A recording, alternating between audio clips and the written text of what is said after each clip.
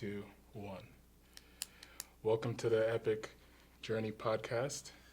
I'm your host, Kennedy Matachwa, and we're in the library with Adam Peterson. Hi, thank you for having me. It's great to be here. I'm glad to have you, actually. I've been wanting to do this podcast for a long time, and I had you set for a while. Well, thank you. It's an honor. I'm so excited for this. This is going to be fun. It's definitely going to be fun. And so I heard this one quote from Lex Luthor. I was watching the season 1 of Smallville. Okay. I've been rewatching it. Okay. And he said life's a journey. All right. And so that's the reason why I'm doing this podcast, is to have people with journeys like yourself and just get awesome people out there. I know a lot of awesome people, and I think that people should know who you are too. Oh, thank you. I'm honored to do this. I'm excited. It'll be fun. Yeah. And so you actually said you wanted the subject of this podcast to be school. And why is that? I just feel like I can reflect a lot on my journey. I feel like my journey is very unconventional in comparison to a lot of peers. I just feel like looking at where I'm at right now, and especially what has happened in the past week for me, I feel like it's been a very humbling week, just looking back at how far I've come. And I just feel like it's something I could talk about, and it's something I can relate to a lot. And I just feel like it's something we can talk a bit about as well.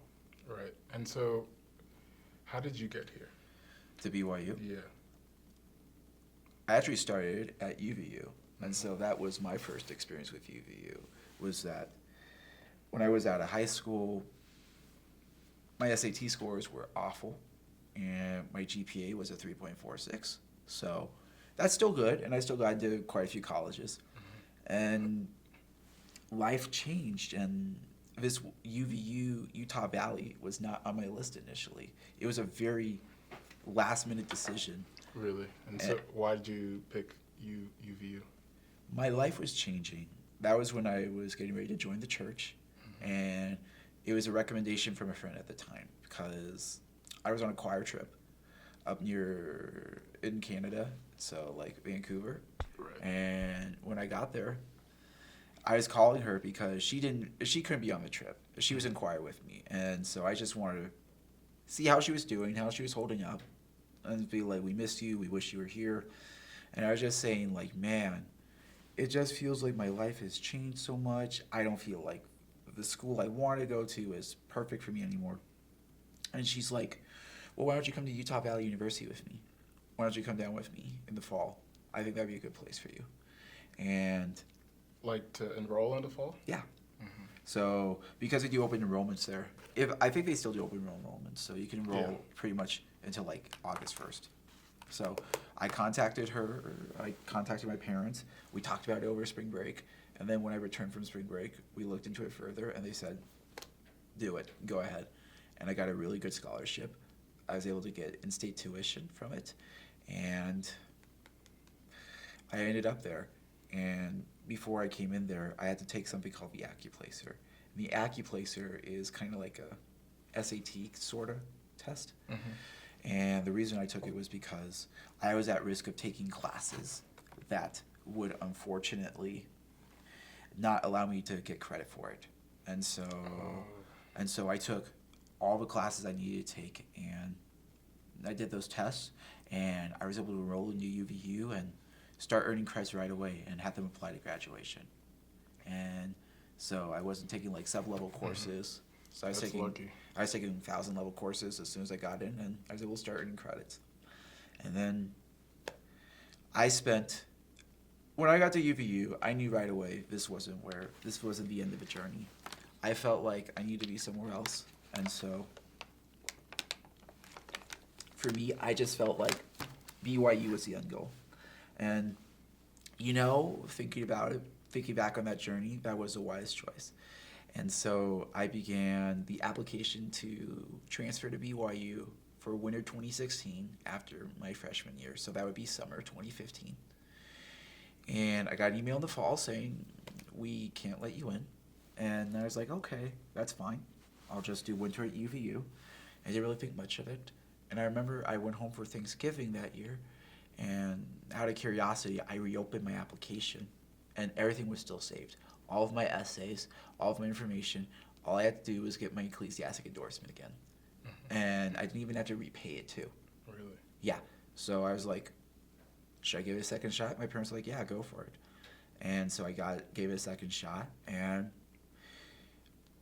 in late February 2016, I remember Friday night, I think I was studying, got an email that says, you're into BYU, you got accepted. And it was like,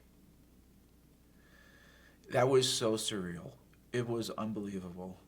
It was like, wow, I worked really hard for something, and I actually got in.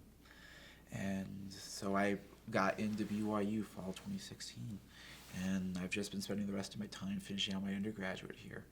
And it hasn't always been easy, but there's no other place I want to be. I love BYU very much, and it's been such a blessing being here. I've loved learning here. I love growing here.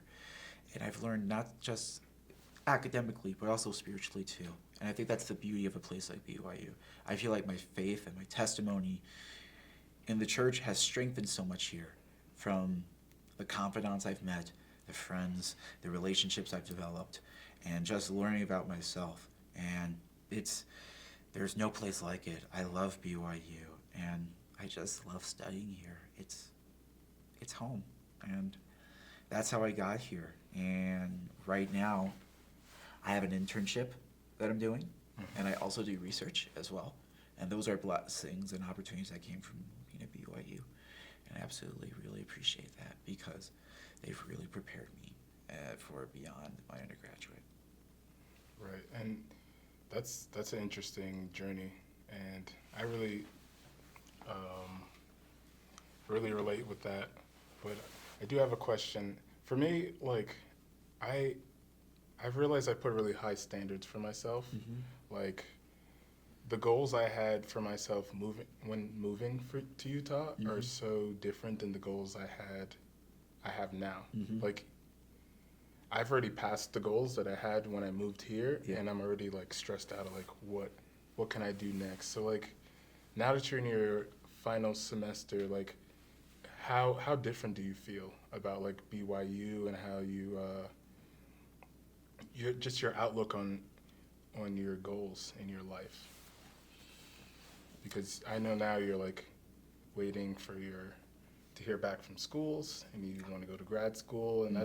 that's a whole different kind of journey than like going into undergrad or like It is transferring over to BYU. It is a very different journey. For me, I can relate to that. I've been looking at grad schools for the last year and a half. When I began my second year at BYU, I started researching programs. Actually, that's a lie. Immediately as I entered BYU, I began researching programs. And I think it was because I took this class that was required for my major, which was called Intro to the Psychology major. And one of the final assignments was that they had to have you list out your plan and how you're going to get there. Mm-hmm. And for me, I said, I want to go to grad school. I want to do clinical psychology PhD at the University of Washington. And that was what I listed. And I started looking for programs I could do my clinical PhD at. And what happened was my goals changed as I started getting field experience. One of the most important experiences I had was volunteering with the Boys and Girls Club, which was a very macro level social service type of opportunity. And working with that organization really opened my eyes to what I wanted to do. And when I returned for my fall semester, so second year here, I realized, do I want to do this anymore? And I met this girl in this course I was taking, which was about preparing for grad school. And she said, everything you want to do, you can do with a master's degree in social work. And after You that, have to do it? You have to have a master's? Everything you wanted to do? no, everything I could do could be done with a master's instead of a PhD. Oh, okay. So I'm like, this is perfect. This is awesome. And it could take less time, less money. And I love research. I love working for the lab I work for.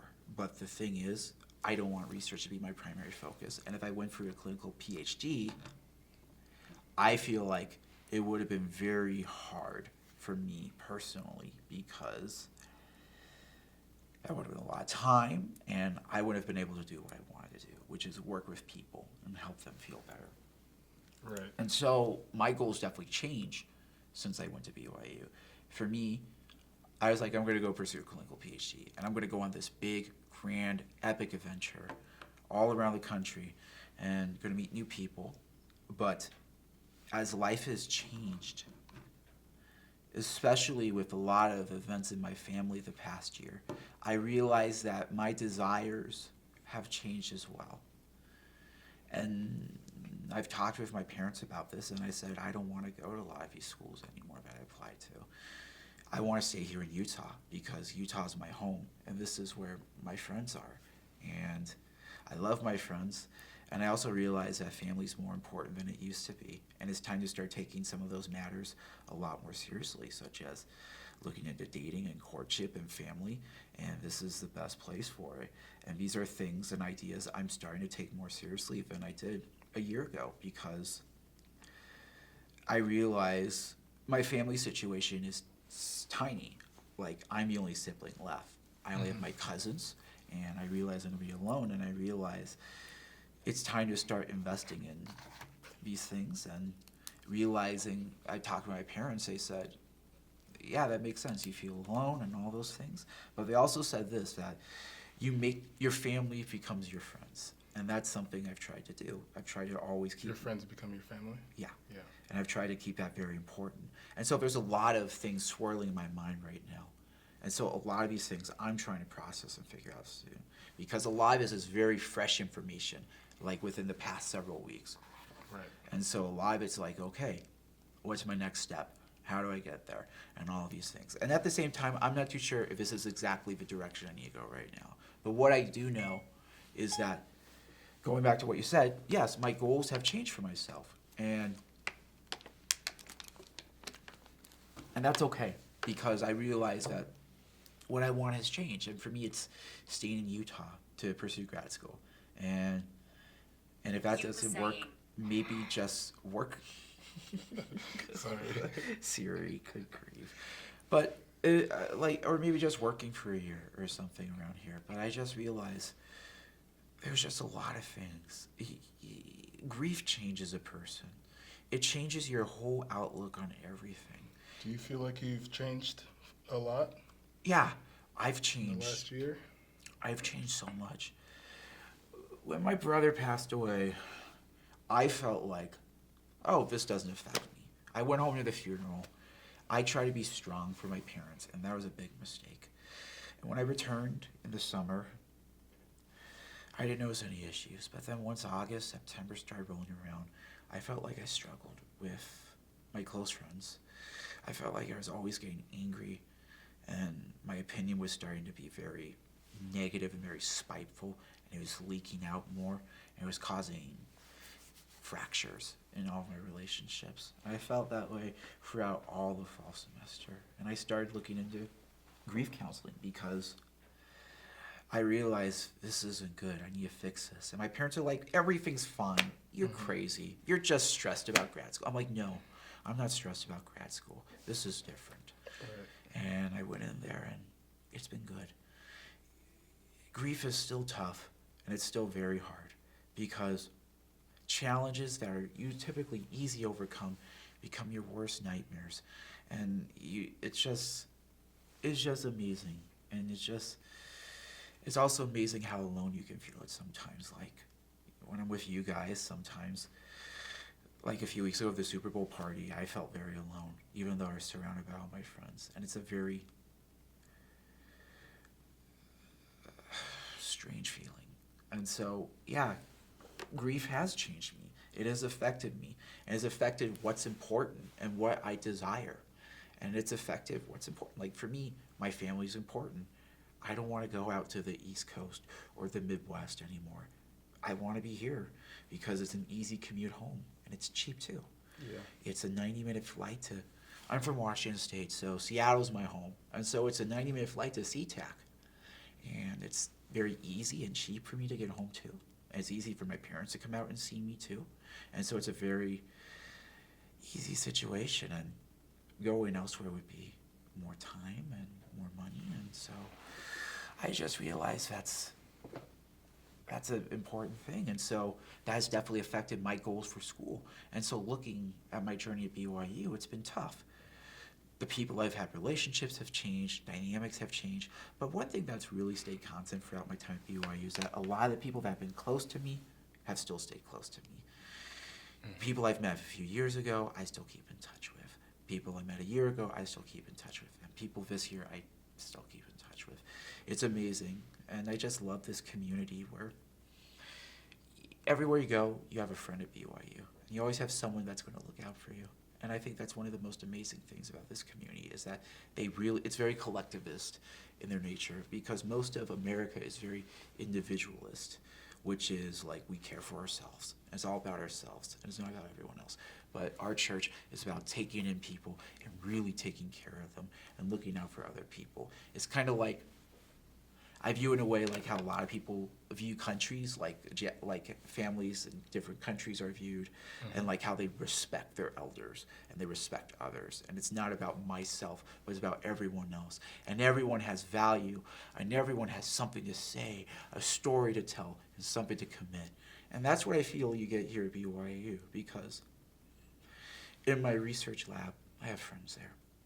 In my classes, I have friends. At my calling, I have friends. In my ward, I have friends. Everywhere I go, I know there's people that will love me and take care of me, and that's such a comforting feeling, and it really has made this past year a lot easier as well. And so, yeah, my goals have definitely changed, and life has definitely changed a lot. But one thing that hasn't changed is that I'm still very focused on school, and it's become easier to do school as well, because I feel like BYU is a very difficult university. It's very rigorous. My first year, I really struggled. But by the second year, my fall semester, I started figuring out, hey, I can do this.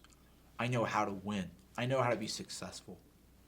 And every semester since, I've been able to figure out, this is how I study. This is how I approach this. And it's been such an easy thing. And it's still tough, and I still have to give time for it, but I figured it out. So goals change. But you just move with it, and you go with life. And One thing you said that struck me was like the family thing. And like, I've had a hard time with that in Utah. Maybe it's because of like the age gap I have with a lot of like single people in Utah.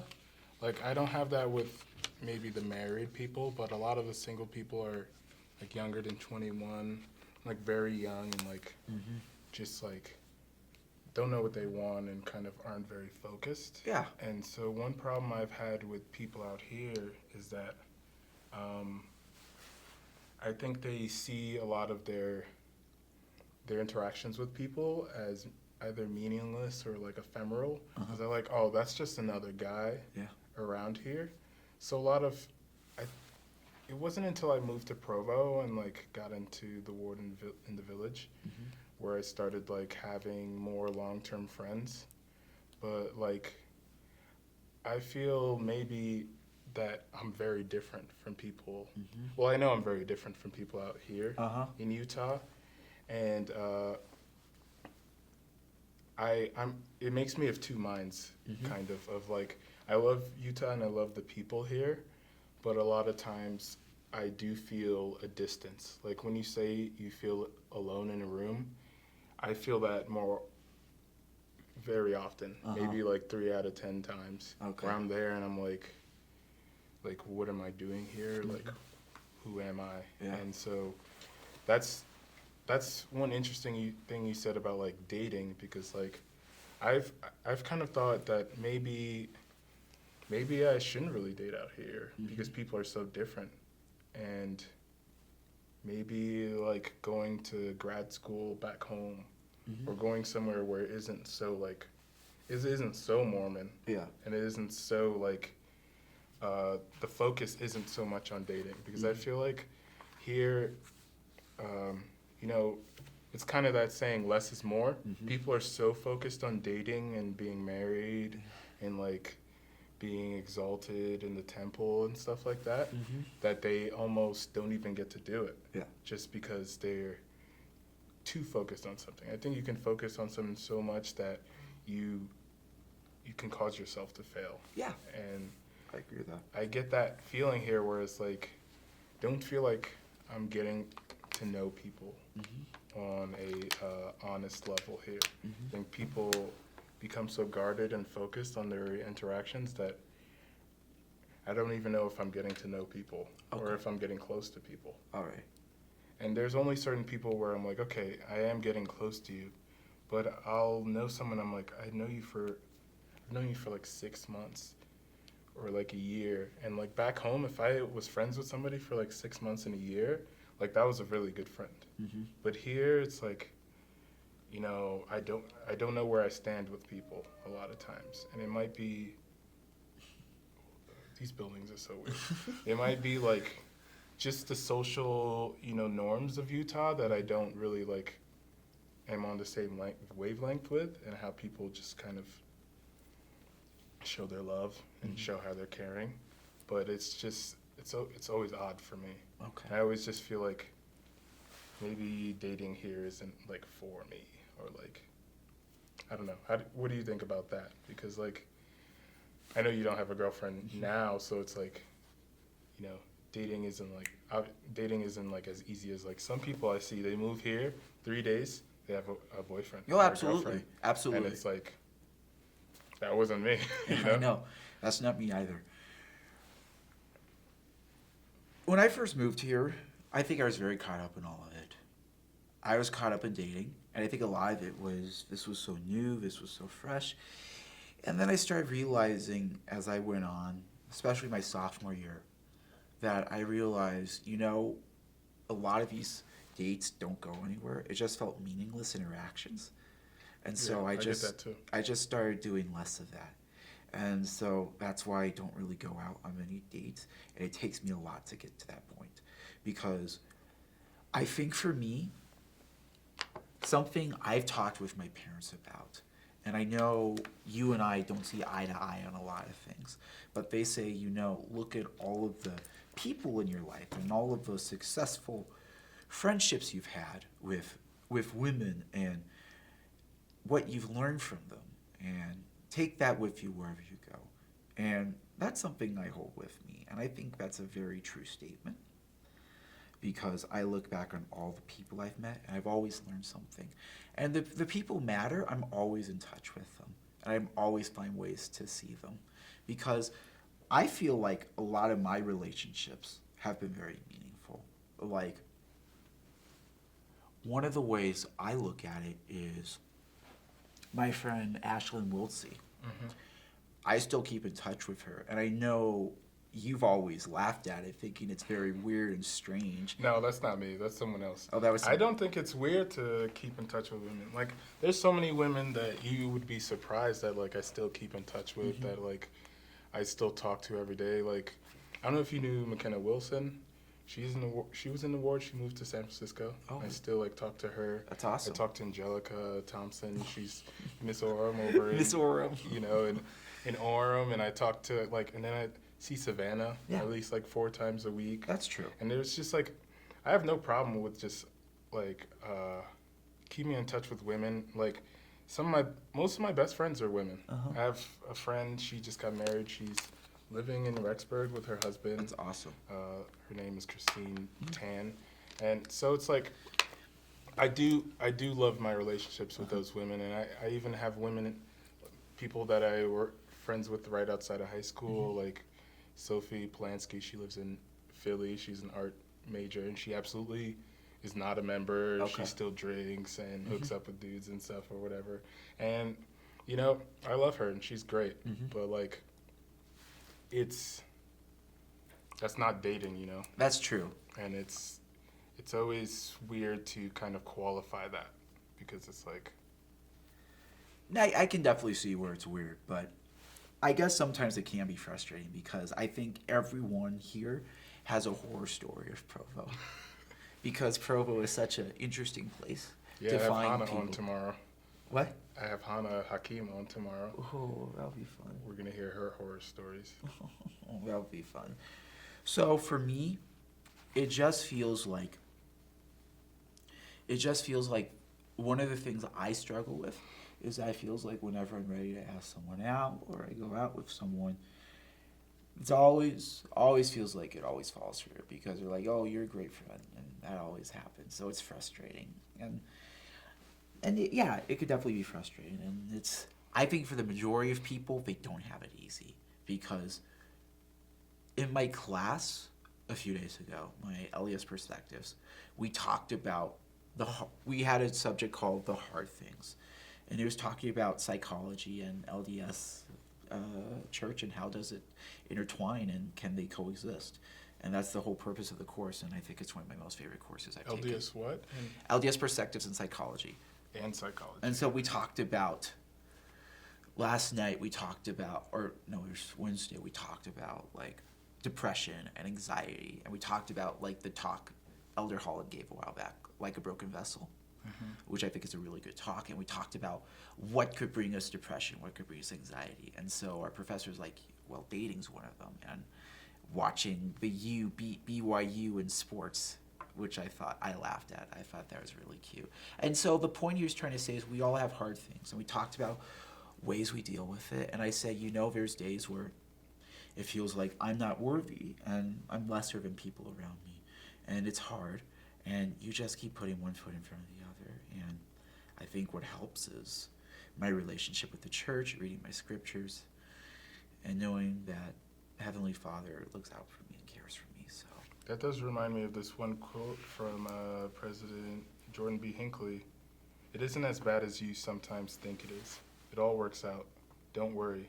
If you do your best, it will all work out. Put your trust in God and move forward with faith. And I honestly, I struggle with that like every day. Like I wake up not in that mindset, and takes me like I have to like put myself in there in that mindset and be like, you're a great person. Like Adam, you're a great person, and I don't think you should believe that you're lesser than just because you feel that you're different. And I don't really know. Like I can't really tell you any advice with dating because I really don't understand it out here. That's totally fine. It's super weird out here, and I honestly hate it. And it's very subjective too. I used to tell you like you should go on dates. Yes, you did. Now like I take that back. I don't even know if I should be going on dates just because it's just like so people are so weird, and just the dynamic of like just the dynamic of people and how they judge people. It's a little more judgy here than where I'm from. Oh, absolutely. People just don't care. Like, I know people would be like, oh, you're Mormon? Like, I don't know what that is, but, like, I'm glad you have fun with it.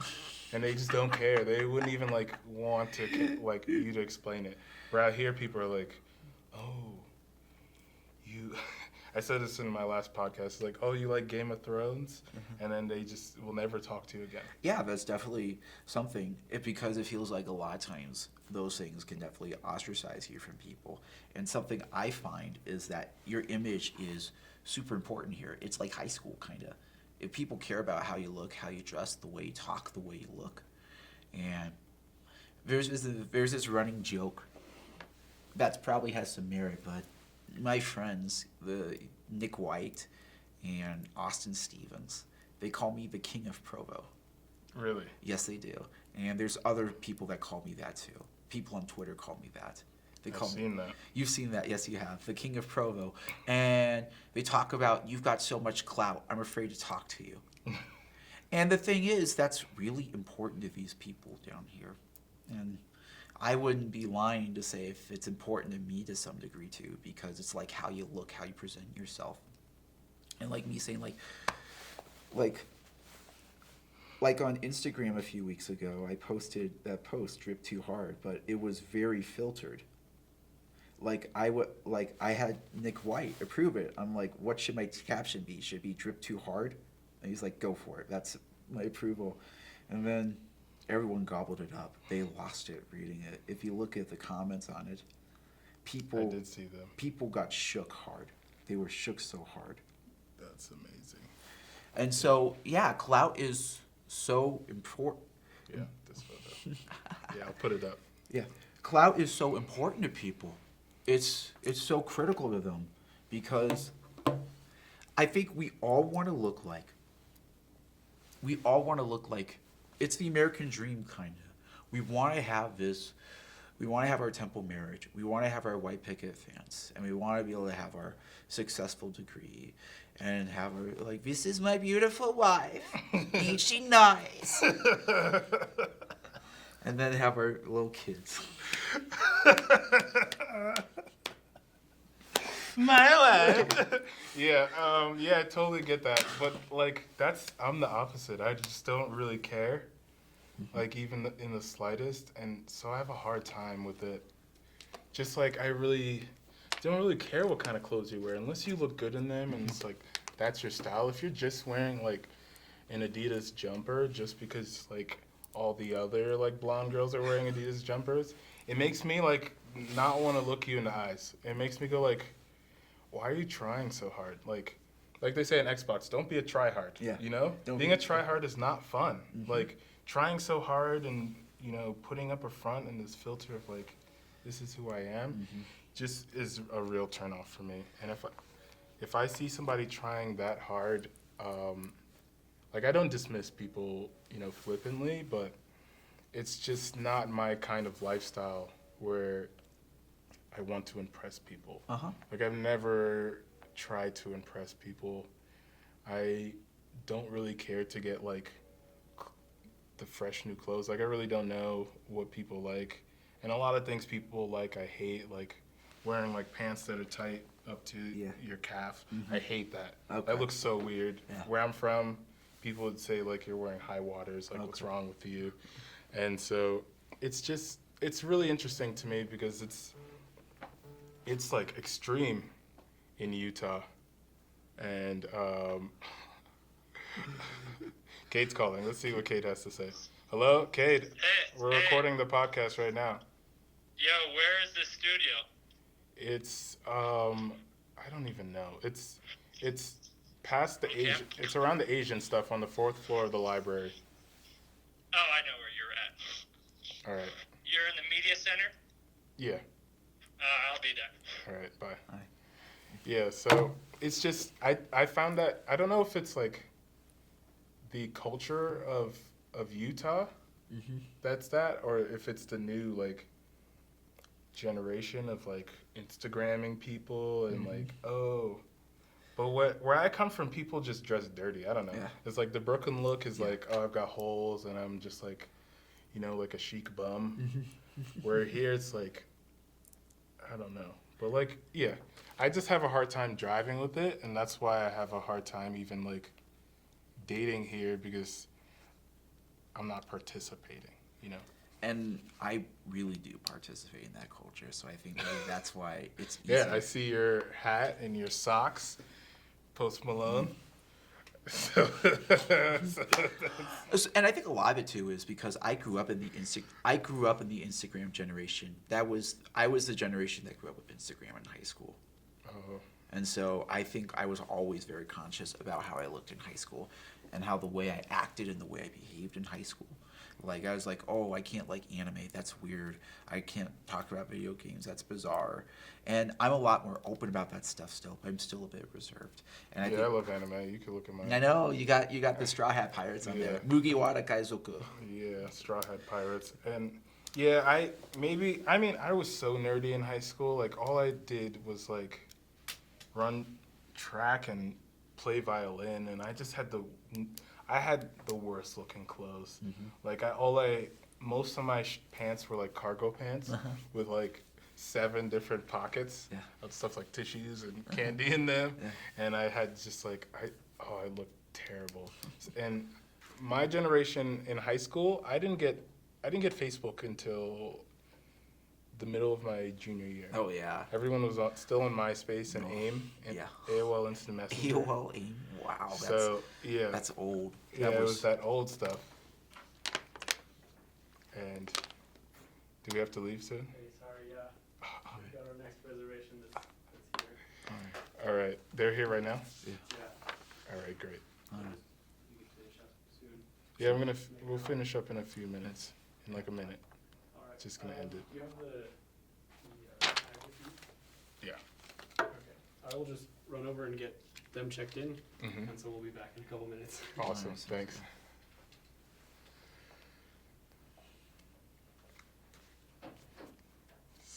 So, yeah, I guess we only have a few more minutes. So I do have one question. I put up the questions on Instagram asking, do you have any questions for Matt? I mean, not Matt, Adam. And so I did get one question from Matt Johnson at commander.matt, and he said, how can I drip so hard? So the meme is alive. The meme is The alive. drip so hard. Drip too hard. And so how can Matt drip as hard as you? Because he's not, honestly. He's just going to drown my drip. That's all I'll say. Okay. I have no idea. I think for me, Is he a lost cause? no. I don't know. I guess the only reason it started was because I showed it to my friend Nick White, and we are like, that's a good idea. Let's do it. Drip too hard, or you'll drown in my drip. And it comes from a song by... Shout out to Nick White. Shout out to Nick White. He's I go with him for my clothes, music. He's like my... Really? Yeah. I gotta talk to him then. He's drip- Yeah, so I drip guess too hard. the podcast is coming to an end soon. I'm gonna put this up on YouTube, and let's see. Right now, we're on iTunes, Spotify, Yep. Google Play, Stitcher. Okay. So everyone's gonna be out there. So please, like and subscribe on YouTube. Please review this podcast and share it to your friends. And I'm gonna do another episode tomorrow. Probably not in this studio, but we've got some good stuff coming up ahead. And I thank you for being here. All right. Bye. Bye.